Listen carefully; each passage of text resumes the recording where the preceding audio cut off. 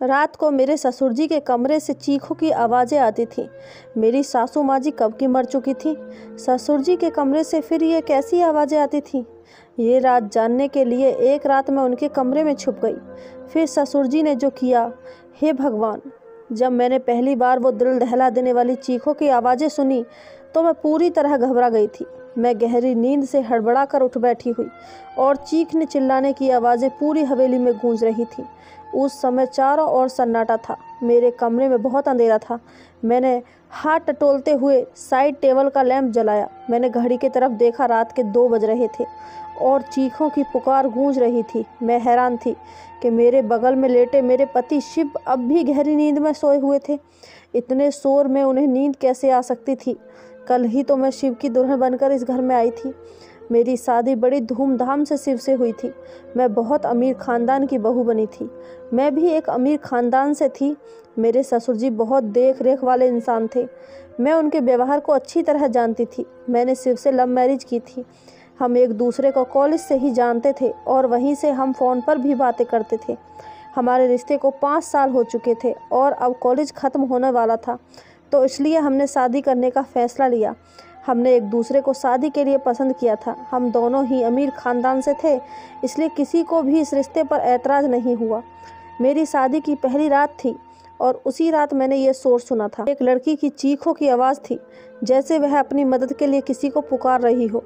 पहले तो मैंने सोचा कि कमरे से बाहर जाकर देखूं कि आवाज़ें किसकी हैं और कहाँ से आ रही हैं। कौन है जो इस वक्त इस तरह तेज़ आवाज़ से चिल्ला रहा है। लेकिन मैं एक दिन की दुल्हन थी, यूँ कैसे मुँह उठाकर कमरे से बाहर निकल सकती है। आधा घंटा वह आवाज़ गूंजती रही। उसके बाद शांति छा गई। मुझे शिव की नींद देखकर हैरत हो रही थी। वह इतने शोर में कैसे सो सकता था। इसलिए कुछ देर बाद आवाज़ें आनी बंद हो गई थीं, जैसे कभी शोर हुआ ही ना हो। मैं दोबारा से लेट गई और अब मेरी आंखों से नींद कोसों दूर जा चुकी थी। मेरा दिमाग बार बार उन चिल्लाने वाली लड़की की तरफ जा रहा था। कौन थी वो और वो ऐसे क्यों चिल्ला रही थी और उसकी आवाज़ पर सब लोग क्यों खामोश थे, वरना एक हलचल सी मच जाना चाहिए थी। फिर मुझे कुछ डर सा महसूस होने लगा था, क्योंकि जहाँ ये हवेली बनी हुई थी वहाँ आसपास केवल जंगल थे। गांव तो 3-4 मील दूर था। मैं कुछ दिनों के लिए गांव आई थी, क्योंकि मुझे रहना शहर में ही था। शादी से पहले मेरी यही बात तय हुई थी और शहर में भी इन लोगों का बंगला बहुत खूबसूरत बना हुआ था और हवेली तो इतनी बड़ी थी कि न जाने कितने कमरे बने हुए थे। यहाँ का बगीचा बहुत बड़ा बना हुआ था। मुझे तो इस हवेली में घुसते ही किसी महल जैसा लगने लगा था। मैंने बस थोड़ी सी नज़र डाली थी, लेकिन यहाँ की अमीरी देखकर मेरी आंखें चौंधिया गई थी। मेरा कमरा फूलों और कैंडल से सजाया गया था। मैं खुद पर जितना भी गुरूर करती उतना ही कम था। हम दोनों को देखकर सब दिया बाती की जोड़ी कहते थे। मगर आज की रात जो कुछ मैंने सुना था, मेरे दिमाग ने काम करना बंद कर दिया था। न जाने कब सोचते सोचते मैं फिर से नींद की वादियों में खो चुकी थी। सुबह से प्यारी सी मुस्कान लिए मुझे जगा रहा था। कहने लगा, उठ जाइए मैडम जी, ये दिल्ली नहीं है जो आराम से चादर तान कर सोई हुई होगी। मैंने धीरे धीरे आंखें खोली तो वो उठ चुका था। सिर्फ बिस्तर से उठ के अपने कपड़े निकाल रहा था। मुझसे कहने लगा कि तुम्हारा सामान ड्रेसिंग रूम में है, वहीं पहनना है। वह मुझसे कहकर वॉशरूम में चला गया। मैं आराम से उठकर बैठ गई। पहले तो मुझे ऐसा लगा कि रात वाली बात शायद मेरा कोई वहम था। मैं वही बात सोचते सोचते ड्रेसिंग रूम में चली गई, जो मेरे ही कमरे में बना हुआ था। इतना भारी भरकम खूबसूरत लहंगा देखकर मेरी आंखें फटी रह गईं। मैंने फ्रेश होने के बाद बहुत ही मुश्किल से उस लहंगे को पहना था। शिव कमरे में से जा चुके थे तो कुछ लड़कियां मुझसे पूछकर मेरे कमरे में आईं और मुझे ज्वेलरी पहनाने लगी, तैयार करने लगी। जब मैं आज सज धज कर बाहर गई तो मेरे ससुर जी सामने कुर्सी पर बैठे थे। उन्होंने मुझे देखा और मुस्कुराने लगे। फिर मेरे पास आए और मुझ पर कई हजार के नोटों की बारिश करके मेरा स्वागत किया। फिर मुझे बाहर ले गए, जहाँ गांव की औरतें मुझे देखने के लिए मेरा इंतजार कर रही थी। गर्मी और धूप में न जाने कब से वह मेरी एक झलक देखने के लिए बैठी हुई थी। मेरे ससुर जी कहने लगे, ये हमारे घर की नई मालकिन है, शिव की बीवी। सभी औरतें ही मुझे नमस्ते कहने लगी। मैं थोड़ी देर से ज़्यादा वहाँ रुक नहीं पाई थी। तेज़ धूप ने मेरी हालत ख़राब कर दी थी। जल्दी जल्दी मैं अंदर गई और अपने कमरे में एसी ऑन करके बैठ गई। पूरा दिन लगातार लोगों का आना जाना लगा रहा। शिव से मेरी मुलाकात बस रात को हुई थी, वरना वह पूरा दिन मर्दों के साथ ही रहे थे। गांव की कुछ और ही रस्में रिवाज होते हैं। पति पत्नी आपस में कम वक्त और दूसरों के साथ ज़्यादा वक्त गुजारते हैं। यही मेरे साथ भी हुआ था। रात तक मैं थकान से चूर हो चुकी थी, इसलिए लेटते ही मुझे नींद आ गई और सिर्फ मुझे कहने लगा कि गांव के माहौल से तुम परेशान हो गई हो। वो मुझे प्यार से देखे। फिर मैंने आंखें खोली और थोड़ा सा मुस्कुरा दिया। मैंने कहा, सिर्फ बस जल्दी से दिल्ली वापस जाने का सोचो। मुझे ऐसे माहौल की आदत नहीं है। मेरी बात पर ना जाने क्यों शिव की मुस्कुराहट को गायब हो गई थी। फिर वह बेड पर टेक लगाकर बैठ गया। कहने लगा, अभी तो ऐसा मुमकिन नहीं है, लेकिन मैं कोशिश करूँगा। मैंने नींद में होते हुए भी पूरा आंखें खोलकर उसे घूरने लगी। शिव, मैं गांव में 2 दिन से ज़्यादा नहीं रह सकती। यह तुम अच्छी तरह जानते हो। मुझे घुटन होती है। यहाँ के पहनावे से, रहन सहन से अजीब घुटन का माहौल है यहाँ का। मैं नहीं रह सकती। मेरी बात सुनकर वह किसी गहरी सोच में चला गया। उसने सिगरेट निकाली और लाइटर से जलाकर पीने लगा। मैं नींद में चूर थी, इसलिए सो गई। रात को फिर से मेरी आंख उसी शोर से खुली थी। वही एक लड़की की चीखों की पुकार, अपने बचाव के लिए मदद मांगती हुई। मैं तुरंत उठ बैठी और शिव को भी जगा दिया। वो मुझे नींद में देखने लगा। मैंने कहा, शिव, किसी के चिल्लाने की आवाज़ें आ रही हैं। मेरी बात पर शिव ने नज़रें चारों ओर घुमाई। कहने लगा, कैसी आवाज़ें? मुझे यहाँ कोई आवाज़ें नहीं आ रही। मैं उसकी ये बात सुनकर हैरान रह गई थी। ये कैसे मुमकिन था? मुझे तो लड़की की चिल्लाने की आवाज़ें आ रही थी, लेकिन शिव को नहीं आ रही थी। मैंने हैरत से शिव की तरफ देखा। मैंने कहा कि ये लड़की की आवाज़ें तुम्हें सुनाई नहीं दे रही हैं? वो कहने लगा, नहीं, मुझे कोई भी आवाज़ सुनाई नहीं दे रही है। मुझे नींद आ रही है। मुझे परेशान मत करो। ये कहकर वह फिर से सो चुका था और मेरा डर के मारे बुरा हाल था। क्या ये आवाज़ें सिर्फ मुझे ही सुनाई दे रही थी? इसका मतलब कोई भूत प्रेत? ये सोच के तो मैं कांपने लगी थी। डर की वजह से मैं शिव से चिपक कर लेट गई। मेरा दिल जोर जोर से धड़क रहा था। अब तो मुझे इस हवेली में एक दिन भी नहीं रुकना था। मुझे तो भूतों से बहुत डर लगता था। अगली सुबह ही मैंने शिव से शहर जाने की कहना शुरू कर दिया। मैंने कहा, मुझे वापस दिल्ली जाना है। मुझे डर महसूस हो रहा है। मुझे 2 दिन से यहाँ चिल्लाने की आवाज़ सुनाई दे रही है, जैसे कोई लड़की मदद के लिए पुकार रही हो। मैं यहाँ नहीं रह सकती। डर की वजह से ऐसा लग रहा था जैसे मैं अभी रो दूँगी। और शिव मुझे ध्यान से देख रहा था। वो बार बार मुझे चुप करा रहा था। वो मुझसे कहने लगा, बरसों से इस हवेली में ऐसे ही साए हैं। किसी किसी को ही ऐसी आवाज़ें सुनाई देती हैं जैसे तुम्हें दे रही हैं। ऐसा मुझे जब मैं छोटा था तो पापा ने बताया था, लेकिन उन साए ने कभी भी हमें नुकसान नहीं पहुंचाया। वरना क्या मेरी भाभियां यहाँ रह सकती थीं? मुझे शिव की किसी भी बात से चैन नहीं मिल रहा था। मुझे बस दिल्ली जाने का इंतजार था। सुबह नाश्ते के वक्त मेरे ससुर जी ने शिव से पूछा था कि तुम दिल्ली वापस कब जा रहे हो। यह सुनकर शिव का चाय का कप हाथ में ही रह गया था, लेकिन मैं दिल ही दिल में खुश थी कि किसी को तो हमें गांव से दिल्ली भेजने का ख्याल आया। शिव ने कहा, पापा जी, जो आपका आदेश। शिव ने बहुत ही मुश्किल से एक बात कही थी। वह अपने पापा को बहुत मानता था। ससुर जी कहने लगे, आज शाम तक तुम दिल्ली जाने की तैयारी करो, वहाँ के काम देखो जाकर। मैं तो खुशी के मारे फूले नहीं समा रही थी। मैंने जल्दी से चाय ख़त्म की और कुर्सी पीछे खिसका कर खड़ी हो गई। तो मेरे ससुर जी कहने लगे, बहू, आज तुमने नाश्ता ठीक से क्यों नहीं किया? मैंने कहा, मुझे अपनी और शिव की पैकिंग भी करनी है। शाम तक जाना है तो टाइम लग जाएगा। मेरी बात सुनकर ससुर जी ने शिव को देखने लगे और कहने लगे, तुमने बहू को ये नहीं बताया कि अब वह यहीं रहेगी? ये बात मेरे दिल पर लगी थी और मैं आश्चर्य से शिव की तरफ देख रही थी। वो कहने लगा, मैं भूल गया था पापा। मेरे ससुर जी फिर मुझसे कहने लगे, बेटा, तुम अब हमारी इज्जत हो और हमारे घर की औरतें हवेली से बाहर कदम नहीं रखती। तुम यहीं रहोगी। दिल्ली सिर्फ शिव जाएगा। यह सुनकर तो मैं दंग रह गई कि शिव ने पहले से ये नहीं बताया था। उसने यही कहा था कि कुछ वक्त मुझे गांव में रहना पड़ेगा, फिर वो मुझे अपने साथ दिल्ली ले जाएगा। मैं गुस्से की वजह से उठकर कमरे में चली गई। मुझे झूठ बोला गया था। कुछ देर बाद ही शिव कमरे में आया और रोने लगा। मैंने कहा, मुझे इस भूत बंगले में नहीं रहना। तुमने मुझसे कहा था हम दिल्ली में रहेंगे।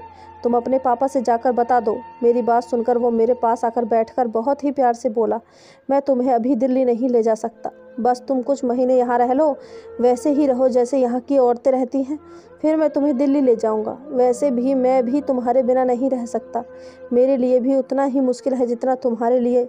मैंने कहा मैं तुम्हारे बिना यहाँ नहीं रहूँगी। रात के वक्त वो चीखों की आवाज़ मेरी जान निकाल देंगी, मुझे बहुत डर लगता है। वो मुझसे कहने लगा, तुम उन चीखों पे ध्यान मत दो, वो जो भी है तुम्हें कुछ नहीं करेंगी, ये मैं तुमसे वादा कर सकता हूँ। तुम बस कमरा लॉक रखना और रात को बिल्कुल भी बाहर मत निकलना। शिव की बातों ने तो मुझे और बहुत ज़्यादा डरा दिया था। मैंने कहा मैं अकेली रात को इस कमरे में नहीं सो सकती। शिव कुछ देखकर सोचता रहा, फिर कहने लगा कि ठीक है, मैं पापा जी से कहकर एक नौकरानी का इंतजाम कर दूंगा, वो तुम्हारे साथ इस कमरे में सो जाया करेगी, लेकिन तुम बस ये कोशिश करना कि पापा को तुमसे कोई शिकायत ना हो। मैंने इस बात पर सिर हिला दिया। शिव शाम को दिल्ली के लिए निकल चुका था और मैं अकेली रह गई। रात को मेरे साथ एक नौकरानी मेरे कमरे में सोने लगी थी। वह ज़मीन पर अपना बिस्तर बिछाती थी और लेट जाती थी। रात को जब चीखों की आवाज़ आती तो मेरी आंखें खुल जाती। मैंने महसूस किया था कि जिस वक्त चीखों की आवाज़ आती थी वह नौकरानी भी करवटें बदलती रहती थी। मुझे ये शक होने लगा था कि शायद वह भी उन आवाज़ों को सुन सकती है। कई बार मैंने उस नौकरानी से चीखों के बारे में पूछा तो उसके चेहरे के रंग उड़ जाता और वो डर जाती थी। फिर ना मैं सर हिलाने लगती और कहने लगती मैंने ऐसी कोई आवाज़ नहीं सुनी है। मैंने उसके डर से ये तो अंदाज़ा लगा लिया था कि कहानी कुछ और है, इसलिए उससे कहा कि मैं जानती हूँ कि वह आवाज़ें तुम्हें भी सुनाई देती हैं।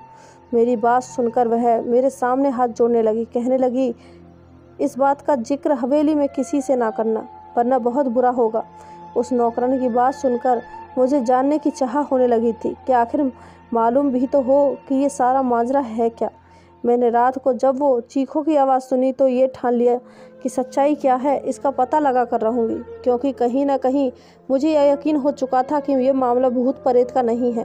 रात को चिल्लाने की आवाज़ सुनकर मैं उठकर खड़ी हो गई और दबे पांव अपने कमरे के दरवाजे के पास आई और धीरे से दरवाज़ा खोला। मुझे वह आवाज़ें ऊपर की मंजिल से आ रही थी। मैं धीरे से चलती हुई ऊपर चढ़ गई। वो आवाज़ें अब मुझे और भी नज़दीक से सुनाई देने लगी थी। जब मैं उन आवाज़ों का पीछा करते हुए आगे बढ़ी तो सामने कमरे को देखकर मेरे होश उड़ गए।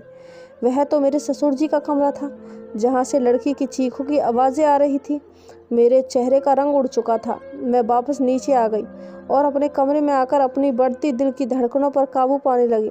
राजिंदर यानी कि मेरे ससुर जी के कमरे से आ रही थी आवाज़ें सुनकर मैं ये सोच भी नहीं सकती थी कि वो ऐसे भी हो सकते हैं। उनकी बीवी भी जिंदा नहीं थी, ना ही उन्होंने दूसरी शादी की थी। दुनिया के सामने वे कितने बड़े हैं। फिर वह आवाज़ें मैं खुद से बात करने लगी। मेरे दिल में उनकी बहुत इज्जत थी। मैं उनके बारे में इस किस्म की सोच भी नहीं सकती थी। मेरी आंखों से आंसू आने लगे। मैं अपने बेड पर बैठकर रोने लगी। मेरे ससुर जी और औरतों के साथ नहीं, ऐसा कैसे हो सकता है? गांव वाले तो उनकी बहुत इज्जत करते हैं। फिर ये सब क्या था? ये उनका कौन सा रूप था जो आज मैंने अपनी आंखों से देखा था?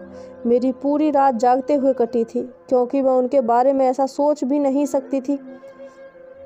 सुबह नाश्ते पर वो उसी तरह बैठे थे। मेरी आंखें देखकर चाय पीते हुए कहने लगे, शिव ने फ़ोन पर बात नहीं की मेरी बहू से? तभी रो रो के आंखें सुजा ली हैं। उनकी बात पर मैंने कोई जवाब नहीं दिया। वह खुद ही मुस्कुराने लगे। फिर बोले कि शिव वहाँ बहुत बिजी है, शायद इसलिए फ़ोन नहीं कर पाया। मैंने उनकी बात का कोई जवाब नहीं दिया। आज तो उनकी शक्ल देखने को भी जी नहीं कर रहा था। कैसा दोगला इंसान था। दिन में नेक और रहमदिल बना रहता था और रात को यह सोचकर ही मेरा शरीर कांपने लगा था। मैं सोच चुकी थी कि अब उनका पर्दाफाश करके ही रहूंगी, लेकिन मैं नहीं जानती थी कि मैं अपने लिए कितनी बड़ी मुसीबत खड़ी करने जा रही हूँ। रात को जब दोबारा वही आवाज़ें सुनी तो मैं फिर उसी कमरे के बाहर चली गई। कमरे के हॉल से देखने लगी। वो एक 12 साल की लड़की थी, गांव की लग रही थी। उसके चेहरे से उसका दर्द साफ पता चल रहा था। वह हाथ जोड़े अपनी इज्जत की भीख मांग रही थी, चीख रही थी, चिल्ला रही थी। लेकिन मेरे ससुर जी के बड़ी बेदर्दी से उसका दुपट्टा उतारकर फेंक दिया था। मैं उससे ज़्यादा नहीं देख सकती। मैं वापस पलट आई। कैसे भी करके मैंने वो रात काटी थी। सुबह होते ही मैंने शिव को फ़ोन किया। मैंने कहा, तुमने मुझसे इतना बड़ा झूठ बोला। तुमने कहा हवेली में आत्माएं हैं, जबकि ऐसा कुछ नहीं है। वो चीखें गांव की मासूम लड़कियों की हैं जो तुम्हारे पिता की हवस का निशाना बनती हैं। मेरे मुंह में जो जो आ रहा था मैंने सब शिव से कह दिया। मेरी बात सुनकर शिव भी सदमे में आ गया और कहने लगा कि मुझे नहीं पता था। मेरा बाप हमेशा मुझे हवेली से बाहर इसलिए रखता था और मुझसे पूर्वजों की आत्मा बताते थे ताकि अपनी काली करतूतें दुनिया से और मुझसे छुपा सकें। मैं वापस आ रहा हूँ, जब तक मैं आऊँ दरवाजे को बंद रखना, कभी वह लोग तुम्हें कोई नुकसान न पहुँचा दे। मैं शिव की बात सुनकर और भी ज़्यादा डर गई थी। शिव ने फ़ोन काट दिया और मैं बुराई होते देख कैसे चुप रह सकती थी। मुझे बस एक सबूत चाहिए था, क्योंकि यहाँ ऐसा कोई नहीं था जो राजेंद्र के खिलाफ एक लफ्ज़ भी बोलता। इसलिए मैंने रात होने से पहले ही बीमारी का बहाना बनाया और अपना कमरा लॉक करके अपने कमरे में बंद हो गई। मैं जानती थी कि राजेंद्र कब ऊपर जाता है, इसलिए मैं अपनी पिछली खिड़की से बाहर निकली और पाइपलाइन के सहारे ऊपर की तरफ पहुंच गई। राजेंद्र के कमरे की बाहर की खिड़की उस वक्त खुली हुई थी। मैं उस खिड़की के जरिए उस कमरे में पहुंच गई और उस कमरे को किसी दूल्हे के कमरे की तरह सजाया गया था। मैं उसी खिड़की के पास एक कोने में छिप गई। रात 2 बजे राजेंद्र उस कमरे में आया और सामने सोफे पर बैठ गया। कुछ देर बाद उसका नौकर शराब की बोतल लेकर आया और सामने टेबल पर रख दिया। मैंने अपने मोबाइल का कैमरा ऑन कर दिया। कुछ देर बाद एक 13 साल की मासूम सी लड़की उस कमरे में आई। वह चिल्ला रही थी, बार बार ये कह रही थी कि उसे घर वालों के पास जाना है।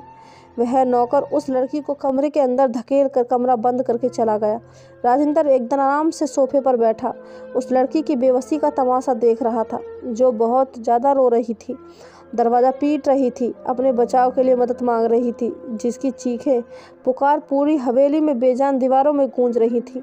वहाँ के लोग इस जुल्म पर बिल्कुल खामोश थे। वो लड़की जब दरवाज़ा बजाकर थक गई तो राजेंद्र के पास आकर हाथ जोड़ने लगी, कहने लगी, राजेंद्र साहब मुझे छोड़ दो, मुझे जाने दो, मैं तुम्हारी बेटी की उम्र की हूँ, मुझ पर तरस खाओ। उसकी बात सुनकर मेरा ससुर गुस्से से उठा और उसकी बाल पकड़कर कहर भरी नज़रों से देखते हुए बोला, किसी नीच जात की लड़की, तेरी इतनी हिम्मत कि तू मेरे सामने जुबान चलाए। तुझे मैं बताता हूँ कि मेरे सामने जुबान चलाने वालों का मैं क्या करता हूँ। यह कहकर उसने उस लड़की को बड़ी जोर से ज़मीन पर पटका था, फिर उसकी गर्दन पर अपने पैर से मारने लगा। वह लड़की दर्द से बिलबिला उठी थी और मैं ये सब नहीं देख पा रही थी। न जाने कैसे मैंने खुद को काबू में किया, वहाँ खड़ी ये सब देख रही थी। फिर उस आदमी ने उस लड़की को पकड़कर बिस्तर पर पटका और अपना सिगरेट जलाकर जैसे ही उसने लड़के के चेहरे पर लगाया, उस लड़की की चीख के साथ मेरी भी चीख निकल गई। राजेंद्र तुरंत ही वहाँ से पीछे हटा। मेरी चीख सुनकर वो समझ गया था कि कमरे में उस लड़की के अलावा भी कोई है।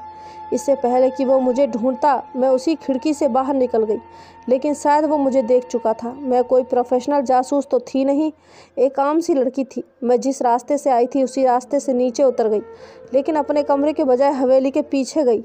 मैं बाकी वहीं जाके छुप गई।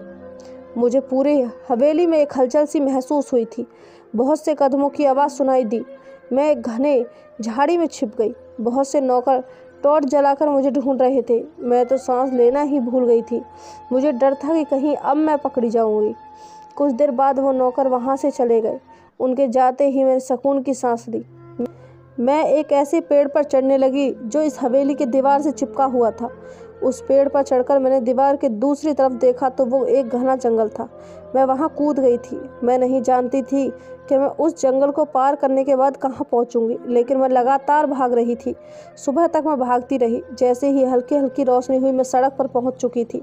उसी वक्त एक बस दिल्ली से वहाँ आकर रुकी थी। मैंने उस बस की खिड़की पर शिव को बैठे हुए देखा। मैंने चिल्लाते हुए शिव को आवाज़ दी। शिव ने जैसे ही मेरी आवाज़ सुनी वह भागकर बस से नीचे उतरे और मुझे गले लगा लिया और मुझसे पूछने लगे, क्या हुआ तुम्हें? तुम इस तरह यहाँ, मेरे बाप ने तुम्हारे साथ कुछ किया? मैंने कहा, नहीं शिव, मैं ठीक हूँ, पर तुम्हारे बाप के खिलाफ़ मेरे पास सबूत हैं। हम दोनों वापस दिल्ली आ गए। वहाँ पहुँचते ही मैंने अपने पापा के दोस्त जो कि IPS अफसर थे, उन्हें वो वीडियो दिखा दिया। मेरी वजह से उस गांव में इस घिनौने खेल का किस्सा ख़त्म हुआ था और राजेंद्र के साथ साथ उन नौकरों को भी जेल हो गई। वो लोग गांव की कम उम्र लड़कियों के साथ गलत करके उन्हें दूसरे देश में भेजते थे और कुछ को मार देते थे। और अब मैं और मेरे पति दिल्ली में ही रहते हैं। अब हमारी शादी को 4 साल हो चुके हैं और हमारे एक प्यारी सी बेटी भी है। मैं अपनी छोटी सी दुनिया में बहुत खुश हूँ। लेकिन उस दिन के बाद हम कभी भी उस हवेली में वापस नहीं गए जहाँ उन मासूम लड़कियों के साथ गलत हुआ था। लेकिन मैं खुश भी थी कि मेरी वजह से बहुत सी लड़कियों की जान बच गई। दोस्तों, आपको इस कहानी के बारे में क्या राय है, हमें कमेंट करके ज़रूर बताएं। कहानी अच्छी लगी हो तो चैनल को सब्सक्राइब, वीडियो को एक लाइक और वीडियो को शेयर अवश्य कर दें। धन्यवाद दोस्तों।